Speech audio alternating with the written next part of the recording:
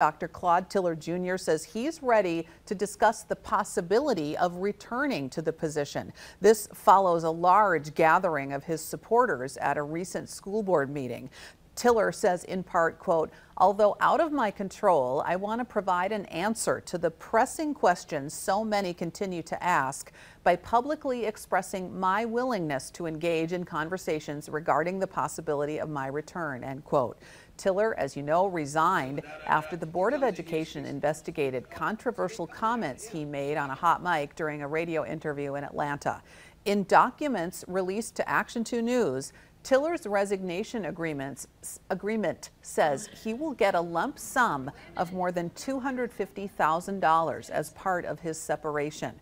Both sides agreed not to make disparaging comments about the other. A breach from either party could result in a $50,000 fine. And